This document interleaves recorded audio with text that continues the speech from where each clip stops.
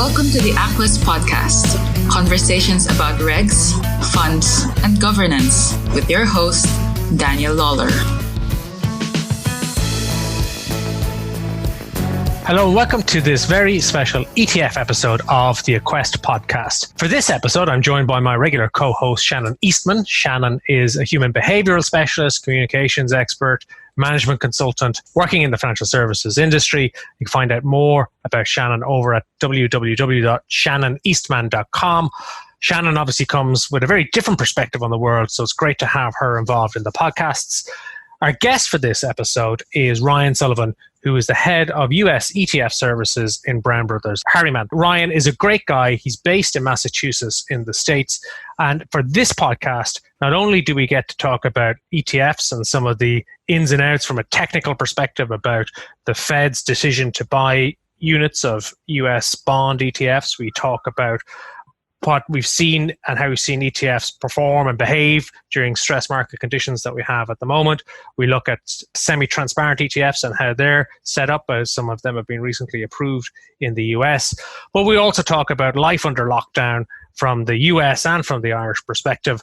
And we look into the future, some thoughts about future developments in the ETF world, but also what we can learn from the crisis and how businesses are adapting and what they're taking from the current experience and building into how they plan to run their businesses into the future. So sit back, relax, enjoy this conversation with Ryan Sullivan of BBH.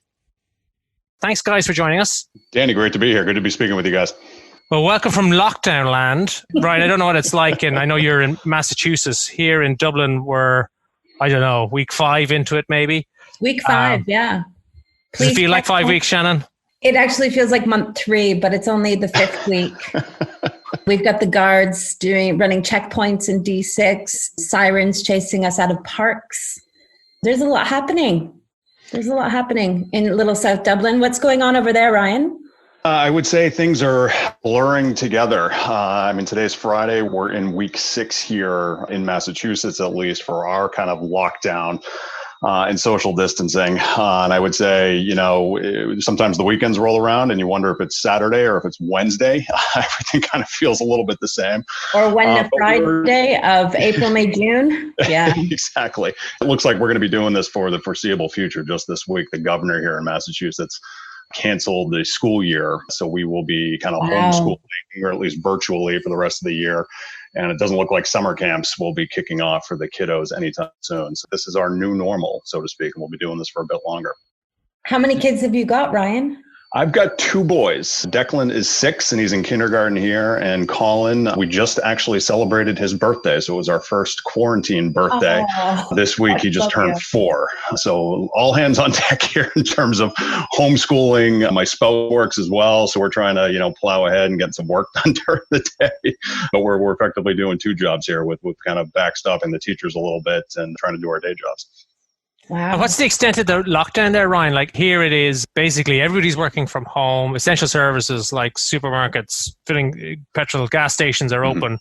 But everything else is, even the pubs are shut, Ryan. Do you know what I mean? We are taking this seriously. 2 days before St. Patrick's Day. Come on. That was a big deal here because I think there was some concern. St. Patrick's Day, as I'm sure you've heard, is somewhat popular in the Boston area as well.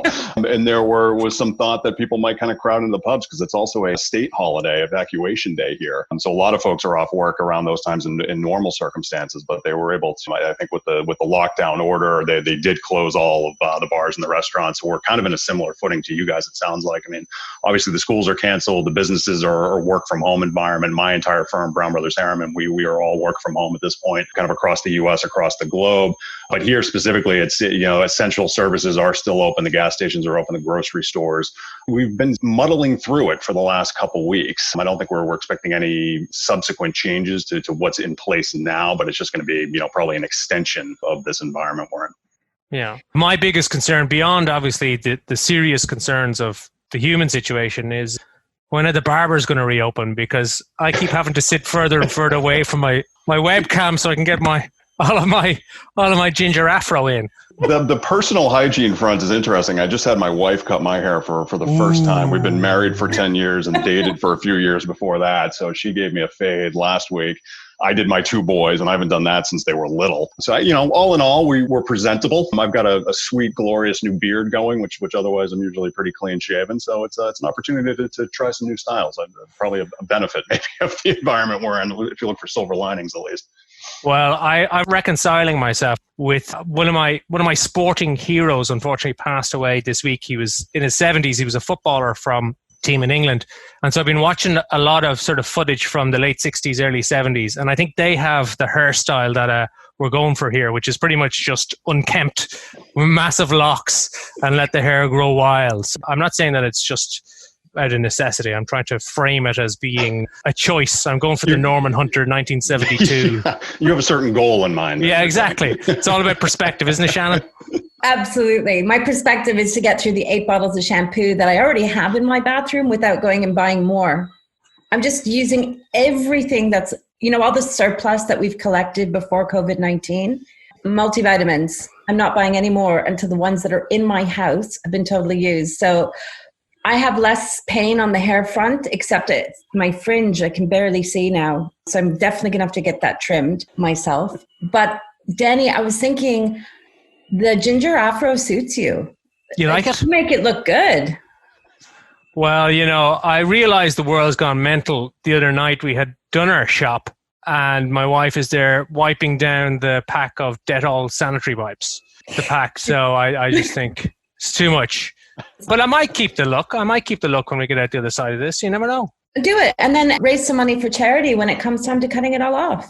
Maybe. There's an idea. We're going to go too tight, though. I had a friend who had long hair and he did one of these charity shaves and it never grew back.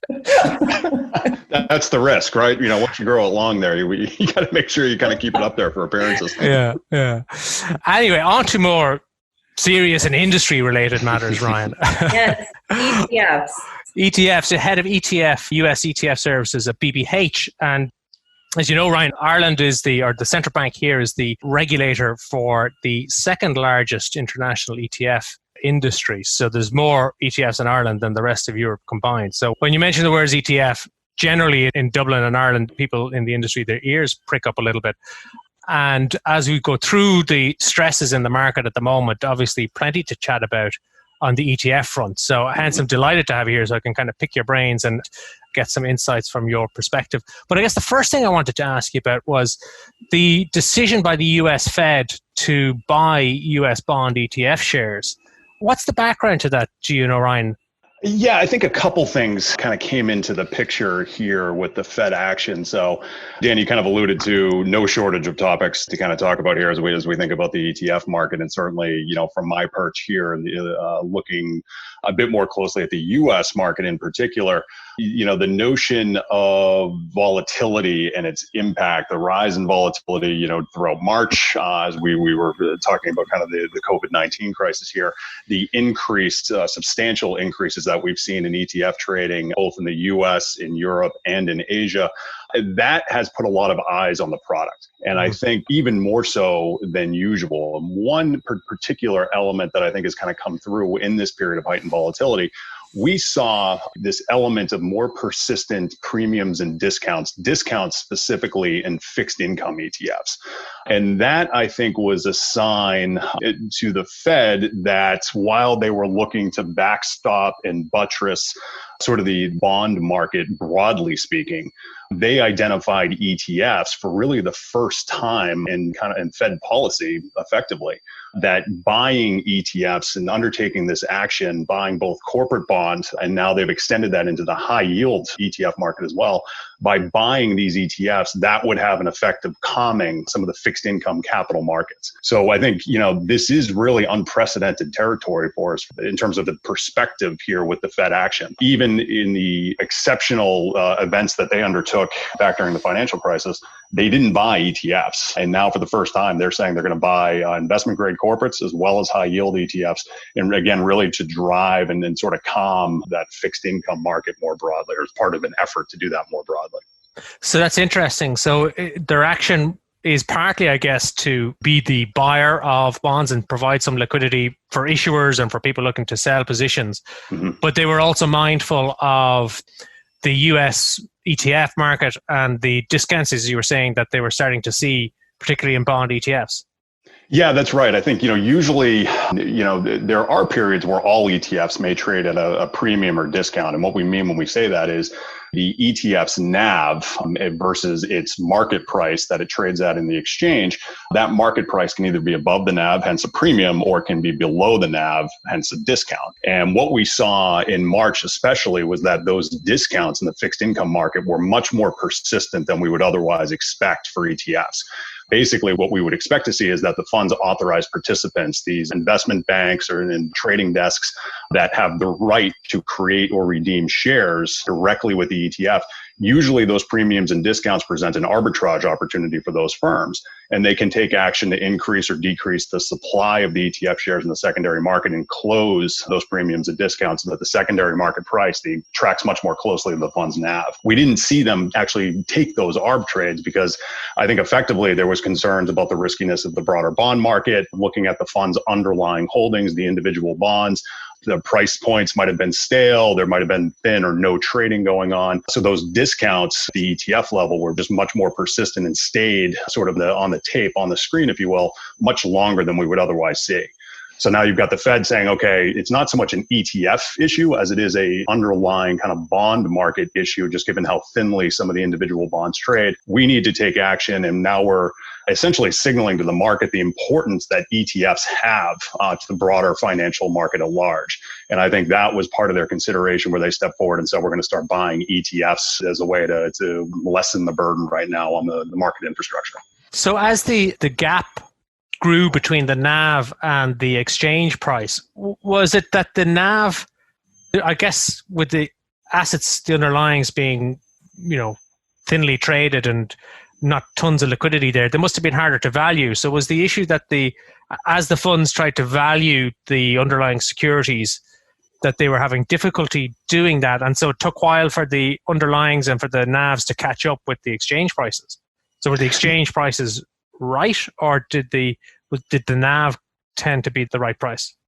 I think we saw the reliance of our perch here as a custodian and administrator to the ETFs. We're relying, much like other firms of our capability where they sit in the market, we're all relying on sort of data vendors to provide prices on a daily basis so we can support the calculation of the net asset value of the NAV.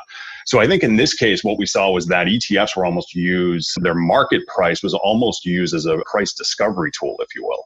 So that market makers can look at the ETF. These are transparent, so the market makers can understand what the ETF holds, what the underlying bond positions would be. And they can say, okay, I know these individual bonds are trading thinly, the prices are stale, but I can say when we package these up into a commingled product, the ETF shares that are sort of almost become a proxy for the underlying issues. So I think that desire, the notion that the ETF itself can be used, the ETF shares can be used as that price discovery tool, I think that bore out here, so that the market makers at large, and this is certainly not a US phenomenon, this was going on sort of in all the ETF domiciles, but the market makers were able to use the ETF shares to kind of signal where they felt the value of the underlying bonds was. So in this case, they're trading intraday. They can use those signals to price accordingly, whereas the NAV obviously is kind of an end-of-day snapshot. So I think in this case, those market makers were kind of showing where they felt the value of the market was at any given point during the day. So that's very interesting. So it was the exchange traded price of the shares that kind of reflected, if you like, the true value, and the NAV caught up to it rather than the exchange price catching up to the NAV. I think that's kind of a fair description there. And, obviously we're talking about the Fed action. I mean, you can see, so the Fed hasn't actually undertaken any action yet. They've signaled their intention. They've put some high level framework out there around the types of products they would support and how much of these they could invest in. So, for example, they've set a cap of about 20% of outstanding shares of these ETFs. They can't go above that. So this likely means they will hold some of the largest fixed income ETFs in terms of assets under management, as well as the ones that are most liquid, probably have the highest amount of shares outstanding or shares available in the market. But even them just making the signal and kind of stating their intention, we've seen basically going from sort of a net outflow environment in fixed income since the Fed's announcement on March 23rd. We've seen $5.7 billion in net flows going into investment grade ETFs here. So it's, even their action here, and like I said, kind of stating their intent was enough to kind of calm markets and bring investors back into these products. So it's certainly a powerful element and signal from the central bank here in terms of the importance of ETFs and really kind of bringing them into the mainstream, I think. Right, guys. It reminds me of during the last crisis here in Europe, you had Mario Draghi and the ECB saying, we'll do whatever it takes to support the euro. And that was kind of a turning point. So here you have the Fed saying, not whatever it takes, but our intention is to purchase. And even before they've had to purchase or purchased in practice, that's turned things around. And you're seeing that discount level retreat and the NAV and the exchange traded price start to get back to where you'd expect them to be. We have. Yeah, no, I think that's spot on. I mean, some of these discounts were north of 20-30% for individual tickers, depending on the fund strategy, whether it was investment grade or high yield. So these were, very large in terms of, again, kind of a normal environment where you'd expect them to see, and they were more persistent. They lasted for days before, kind of returning to normal. But since that Fed action, those discounts have really collapsed. Everything's gone back and trading much, much tighter to NAV. I still think there's some pockets where it's probably wider than it would be otherwise, if we weren't sort of in this pandemic. But certainly, I think we're all expecting market fluctuations with this new normal we're in. So, ETFs are not immune from any kind of movement in the market. I think there's been a lot of debate around, have ETFs been tested over the years? I think this is certainly another major test for the ETF market at large, and certainly seem to be passing thus far, all things considered. Yeah, because yes, one of the simple ways I think about ETFs versus mutual funds is if typically every strategy or every index tracker that you see in an ETF, I'm sure you can get a mutual fund version of it. So I can track the S&P 500 through an ETF or a mutual fund. And the advantage of going into ETF is obviously the tradability versus a mutual fund. But in a mutual fund, I'm getting NAV. In an ETF, I'm getting the exchange price, which might be a little bit less if I'm selling. And so the trade-off for the tradability is the fact that you may be getting a little bit less than NAV. And where that gap widens, you get I suppose if I'm an investor, I question, is it worth the tradability? Would I be better off just in a mutual fund getting NAV plus or minus duties and charges versus getting my exchange traded price? And as those discounts and those prices start to get further and further apart, as an investor, I got to think I'd rather be in a mutual fund. But that is kind of assumes that NAV is the right price, or that if I'm thinking NAV is 100 and the exchange price is 90, when I put in my redemption request and they calculate NAV, it sounds like I'm finding that NAV is actually closer to 90. Exactly. Yeah. And I mean, I think that the notion there that, in certain times, maybe the NAV is seen as a little bit more certainty from investors. And this idea, which kind of captured here, in terms of investors understanding, the premium discount nature and what they're buying at, not only at the exchange price, but also, the liquidity that they're effectively paying in the form of spreads. And that's something, one thing we do each year for our ETF clients is we put together a global ETF survey. So this is the 8th year we did it. It was published in January. And one of the things we go out to investors and we ask them about how they're, viewing the ETF market, which products, asset classes do they want to see more of? And one thing we ask about is what are their selection criteria when they're looking to bring a new ETF into their portfolio? The interesting thing is, we go to investors in the US, we go to investors in Europe, we go to investors in Greater China and ask pretty much the same questions. The Greater China market was the only one where spreads and liquidity rated in the top 3 of investors when they're selecting a new ETF. In the US, spreads were number 4. So outside the top 3, liquidity was further down. And in Europe, it was flipped, where liquidity was in the top 3, but spreads were further down. So it's interesting. We think about, Greater China, for example, with the ETF market that is quickly growing, but maybe less mature than the US or what we see in Europe. But those investors seem to be a little bit more tuned to some of these nuances when trading ETFs over the exchange. And we know that's a key area of focus for our clients when they're going out to investors and trying to educate them. And I think as we come out the back end of this pandemic, whenever that may be, but that will continue to be, I think, a key education component for ETF issuers themselves in terms of educating investors around best trading policies, appropriate execution, and how to think about spreads and liquidity more broadly.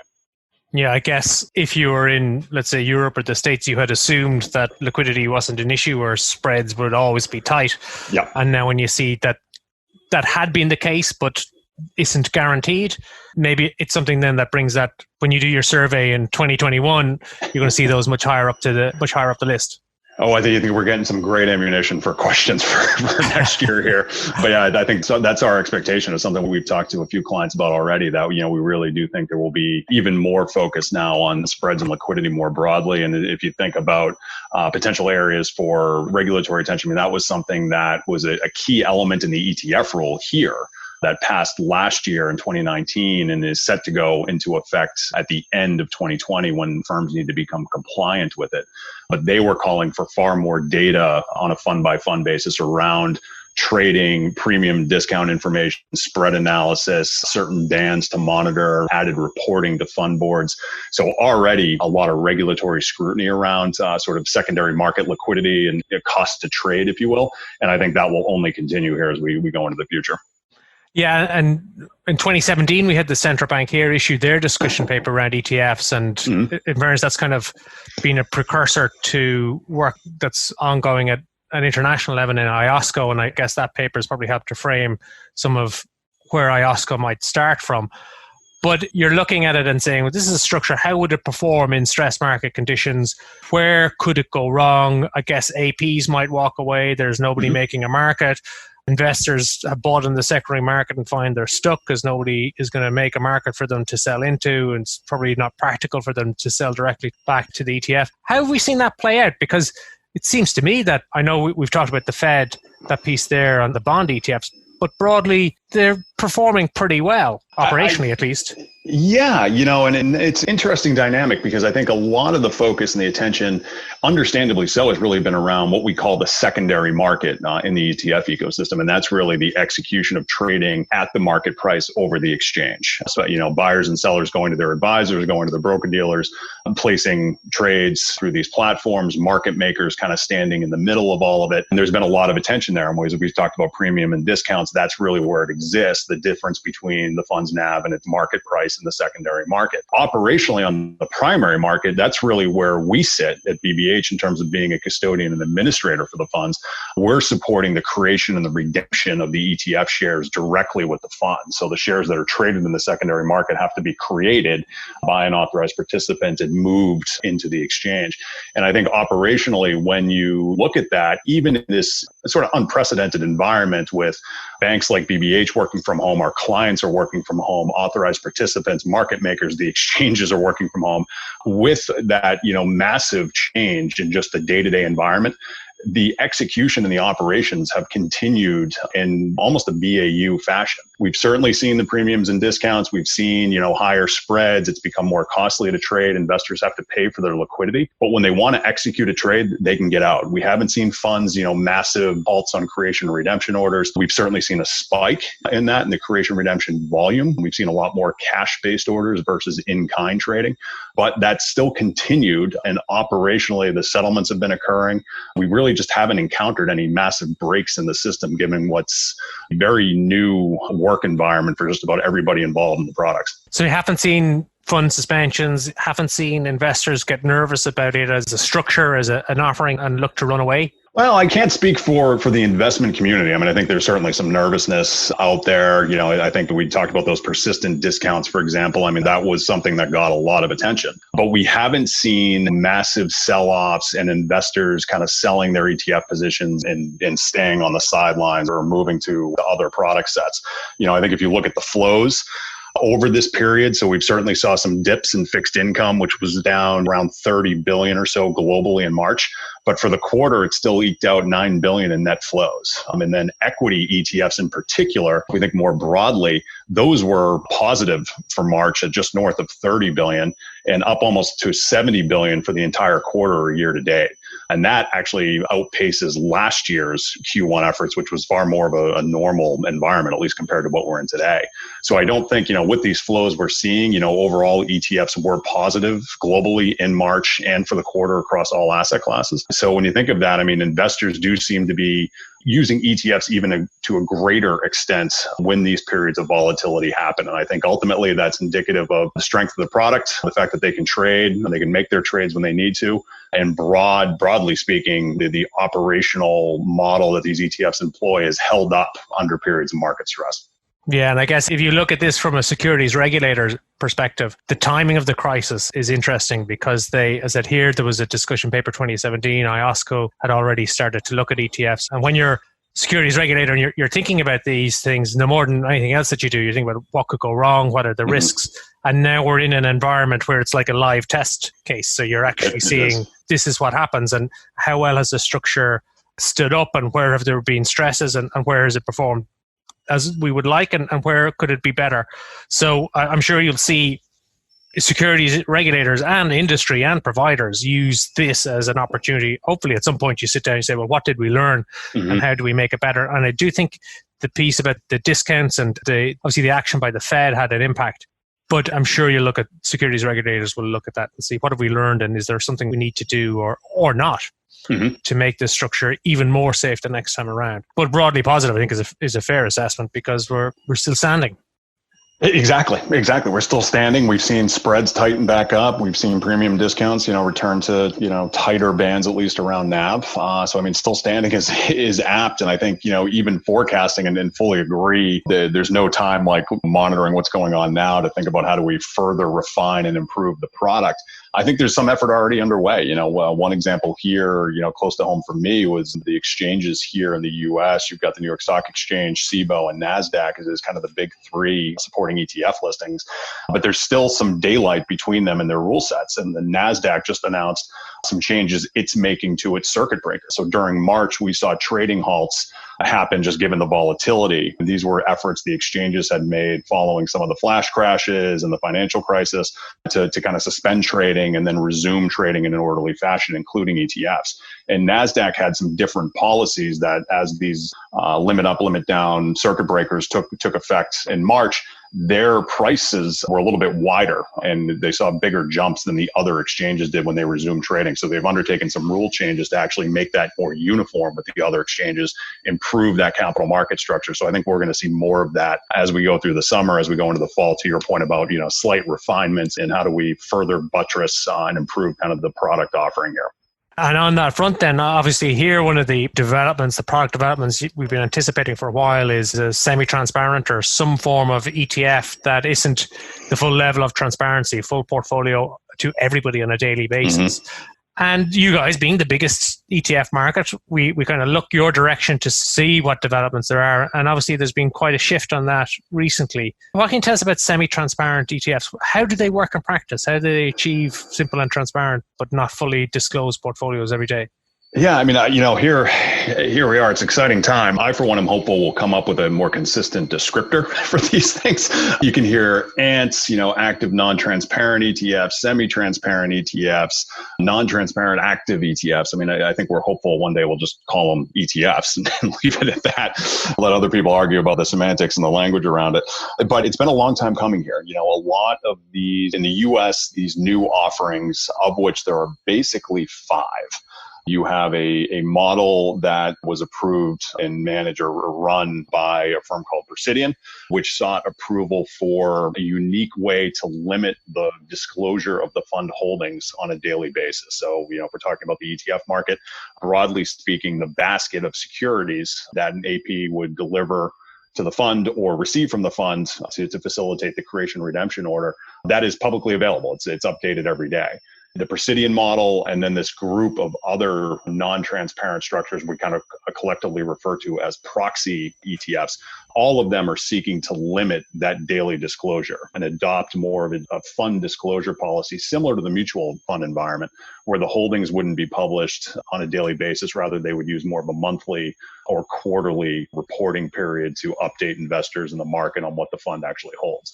So the idea here is that these adoption, the SEC approval of these various structures was really seen as a benefit for active managers who didn't see the ETF wrapper as viable because the public or the daily update and public disclosure of its holdings would kind of tip the market to their trading strategy, their unique IP that kind of makes them who they are and then defines, how they implement their investment strategy. So this should open up a door, with these 5 new structures that the SEC just approved last year and bring in a whole new set of active managers into the ETF market.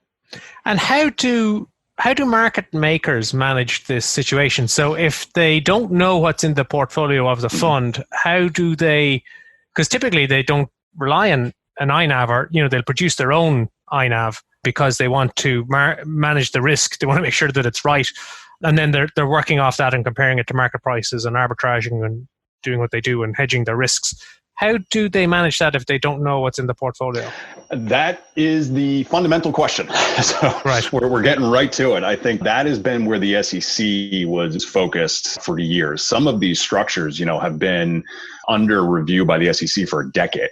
So when I mentioned this was a long time coming, I mean, there has been a substantial and consistent effort by a number of firms to try to get these products over the goal line, so to speak, for a long time. And I think the SEC has kind of always come back to, if the holdings aren't visible, how do market makers make an efficient market and keep the spreads tight? And how can an authorized participant effectively ARB, what we talked about earlier about the premium and discounts between the market price and the NAV, how can the AP identify that ARB opportunity if they don't know what the holdings are? Sort of the cornerstone element of how an ETF functions is that ARB trade and ensuring that secondary market price is tracking closely to its NAV. So what these issuers have all come up with, and so I mentioned there were 5. So there's the Presidian model, and then there are 4 proxy products offered by Fidelity, T. Rowe Price, New York Stock Exchange, which has a patent, and a firm called Blue Tractor. And so all of these seek to effectively substitute the daily publication of the fund holdings or the basket that basically exists in the broader ETF market. They're substituting that with other data sets to help these market makers and APs create a model and better understand the fluctuations and the valuation of the fund's basket without necessarily seeing the individual names in the basket on a daily basis. So Presidian, for example, you mentioned the INAV. You're spot on. Market makers and APs have typically built their own models for the INAV, and that's updating on fractions of a second versus the typical 15-second requirement of an INAV more broadly. But Presidian's model calls for a verified indicative intraday valuation of VIIV that needs to be calculated in 2 instances every second. So there's some thought that more frequent update of what would actually be the portfolio with a new methodology around an IIV calculation would be an additive data point for market makers to kind of help track fluctuations in the basket intraday when they can't see the basket in its actual basis. And then on the proxy side, and I'll pause here, I'm getting a little long-winded, but the proxies actually will publish a daily basket, but it is a proxy. It's not the actual portfolio. And then each one of those models has different overlap requirements between the proxy and the actual. So there will be some delta. Some are setting a floor of it. It has to be at least 90% of the actual portfolio. I think that's the Blue Tractor example. But they're using that proxy data saying there would be enough information in that publicly available similar portfolio, if you will, for market makers to effectively trade and for APs to find our opportunities. Well, the lawyer in me immediately thinks about liability and who bears the liability if proxy portfolio or the indicative NAV.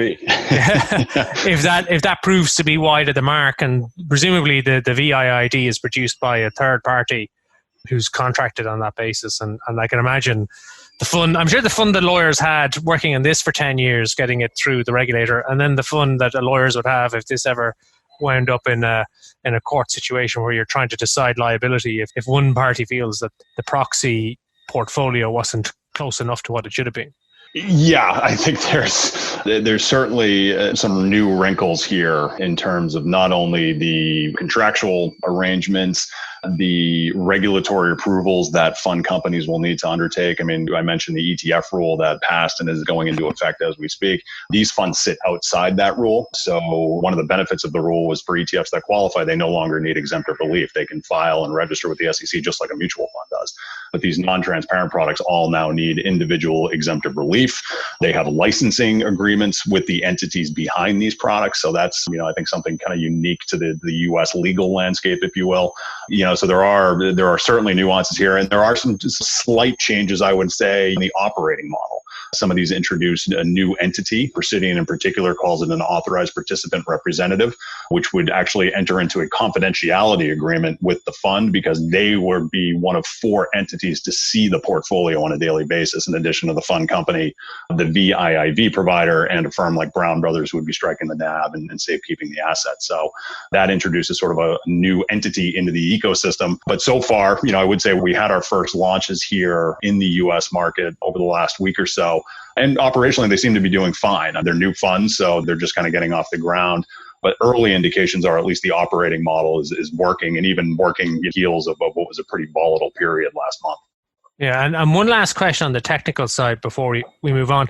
It's always kind of struck me on the active ETF side that, like, if I buy an active fund, typically I'm expecting to be in it for a period of time, usually medium to long term, in order to really reap the benefits of the genius of the investment manager behind their stock selection and their strategy and what have you. And usually these funds are, if I was to go into a mutual fund, it's daily dealing. So I'm going to be in it for the medium to long term. I can come out daily anyway. And I've always wondered about whether the carrot of intraday trading in a product I'm probably going to be in for 10 years anyway, is that big an attraction to take me and to spend, if I'm a provider, 10 years back and forth with the regulator to get this structure agreed. But clearly there is an appetite for active ETFs, notwithstanding that you're probably going to be in them for a long time. Certainly you should be. And that they probably deal daily anyway. So intraday trading on something you're holding for 10 years doesn't seem like such a huge deal. That's a fair point. One we've talked about with some of our clients. So, we typically engage sometimes years out from ETF launches with firms getting into the space. And right now we've got a lot of our mutual fund clients who, as I mentioned, typical active managers who didn't see a way forward in the ETF space because of that daily disclosure requirement, who are now looking at these models, kind of kicking the tires on them. And one thing we've spent some time with them is helping them understand what that secondary market volume may be. And to your point, most of these are buy and hold investments. They're outselling a mutual fund or, maybe a managed account and kind of promoting that it should be held over the long term, over multiple market cycles, depending on its particular strategy or asset class. And these ETFs, they're going to really use those same investment strategies just in a newer wrapper. So, there'd be some benefit, I think, to some folks for the tradability and the secondary market nature. But I think overall, these will be intended to be buy and hold, as we've kind of talked about, so that volume secondary market may be lower for these funds just because they're not necessarily intended to be trading tools. But in the US, the other big benefit of ETFs is the tax efficiency. And I think that is something that these funds very purposely wanted to ensure they would still be able to tap into. One of the key benefits of the ETF market at large, the in-kind nature of an AP delivering securities to a fund, or the fund delivering securities to the AP in a redemption that is exempt from taxes by IRS code here. So that drives this incredible amount of tax efficiency and low to no capital gains for ETF investors most years. And these funds would be able to take advantage of that. They will be able to facilitate in-kind activity. And all of them right now, I should mention, are limited to basically asset classes that trade synchronous to the US market. So primarily, for the foreseeable future, these will be, regardless of structure, will all be US equity strategies. Well, Shannon, I know that having tuned in today to the second part of the Aquest online ETF tutorials, you are a newly minted ETF expert. What do you make of all this? I am indeed. I am curious to know if there is an ETF ready process of some sort that you can share with us, maybe the BBH way. Ryan? I like that. I like that. And I promise your listeners, I did not say the BBH way, but I do like that. I might put that into effect. I know Adrian Whelan would love that one. Actually, it came from Adrian. No, I'm kidding. It sounds familiar. It did sound familiar. But that's a great point. I was kind of mentioning there with Danny's last question, we engage pretty early on with firms, especially firms entering the ETF market for the first time. And I think one thing we've been working with a lot of our mutual fund firms now is what we call getting them ETF ready. So for a firm new to the ETF space, not only do you have this primary and secondary market feature, entities called authorized participants and market makers listing your fund on an exchange, a lot of nuances here that don't exactly exist or exist in the same way in the mutual fund environment. So we spend a lot of time with firms helping them kind of navigate these nuances, whether they're the unique operating elements of an ETF, putting a basket together what's an INAV, how does a create redeem order flow work, all of those elements. But then also within the firm, there's avenues like capital markets, having a person or a team build those relationships with the exchange, with the authorized participants, with the market makers, help them navigate those external entities and the internal teams running the funds and the operations group supporting the funds. So there's some nuances and elements here that we try to broach with clients and help educate them on and get them comfortable so that they've kind of checked their ETF launch list appropriately before listing funds for the first time. Have you ever come across a scenario where you've gone through this process with a client, existing or new, and you decided that they're not ETF ready and it's not right for them? It's not usually a call we would make, but we have had instances where clients, the launch plans change, they become more fluid. It is not uncommon for us to see, maybe launches get pushed out, maybe a couple weeks, a couple months, but usually we're engaging. We have case studies where we've worked with firms for 5, 6, 7 years and helped kind of these one phases and worked with key stakeholders in the firm. They kind of get their, help them make an educated decision when it comes to building and getting kind of a yes or no on a business case. So we try to position ourselves a little bit further ahead of the game to kind of specifically avoid, we've spent a couple months now onboarding and getting ready to list and then, having to walk away from it. I would say that hasn't happened, but it is not uncommon for launches to maybe get pushed a couple weeks or a couple months, depending on the needs of the client or, currently what's going on in the market. Maybe it's just not the right time to bring a fund out. So if you had to look at the next 3 to 6 months out, what would you say would be the biggest obstacle, or maybe there's two, that a firm would probably have to overcome or get their head around in order to be ETF ready the BBH way? A couple points there, if we're thinking of obstacles, these aren't necessarily ETF specifics, but certainly as we, engage with our clients, engage with the marketplace, understanding that there is sort of an element of uncertainty going on right now. Things are, I think folks are settling into the work environment we're in. Markets have, maybe calmed here a little bit over recent weeks, but we're still expecting this new normal to exist for the foreseeable future. And what does that mean to funding? What does that mean to product development efforts? Right now, we're not seeing many delays on our side in terms of clients executing on launches that were sort of in flight before the pandemic kind of fully hit. But the longer we're in this environment, I think that would naturally be a potential hurdle for firms, or do they need to put their funding elsewhere? Do they need to backstop their BCP efforts and put more funding into systems versus product development? I think one of those hurdles will just be give and take on those resources for these firms. And then secondly, I think it's just a broader market view with, over the next 3 to 6 months in the near term, are the market conditions right for a particular fund launch? What do these strategies look like for the clients? Are they kind of flying into the teeth of a market that may not be the best environment for that particular asset class? Or conversely, what we've actually seen is that this volatility may be an opportune time to launch, low volatility type products, to launch buffered ETFs, which are gaining a lot of traction here in the States, where they can kind of, limit the downside impact of a market sell-off or price, valuation drop. So elements like that may be more favorable. So conversely, from your question on hurdles, there may be an opportunity, in this current market environment for certain asset classes as well. Danny, any questions from your side? Well, no, there is one more thing I want to ask before we wrap up. And Shannon, it's my favorite question, my favorite topic at the moment. It's when just saying, opening? Well, that's number 2. I saw a picture of a letter to the editor in one of the daily papers, and it was very short. It said, "Dear sirs, please God, will they reopen the pub so we don't all turn into alcoholics?" But don't waste a crisis. So it's something that I heard a few weeks ago. And actually, as we're dealing with firms, it's increasingly firms have deployed BCP and they're kind of getting used to today's world. It's coming up again and again. We're starting to work with firms on looking at how they are doing things differently today and what they can learn and what are the good things that they want to embed into how they work going into the future, regardless of how we get out the other side of this.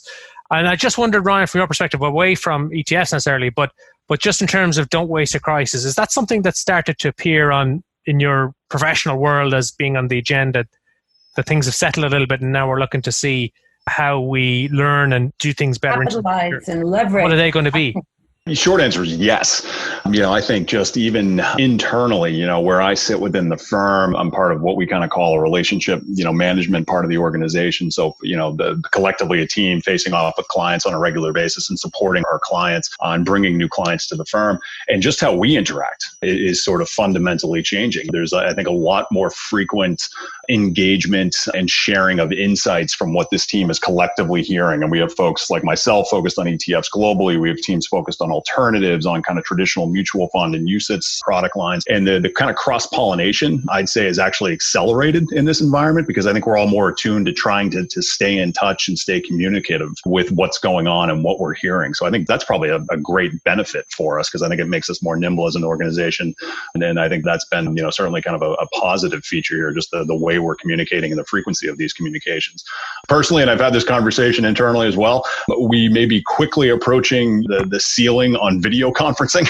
I think there's certainly an argument to be made that not every meeting needs a video. Conference calls can be just as powerful, but that would be one element where we're keen to understand and look at the types of meetings we're having where video should be. Certainly client engagement, we prefer that face-to-face to the extent clients want to do it as well. But internally, let's maybe walk that back a little bit, give folks a little bit more flexibility on there. Those are two that jump out to mind here with recent conversations with our teams over the last couple of weeks. Great. It's interesting because the kind of instinct would have been that communications would suffer as a result of being further apart. And I've heard this before, that actually firms or teams are finding they're working more closely together through this. And I guess maybe it is just being more conscious about the need to do it and it being higher up your list of priorities. Anything from you, Shannon?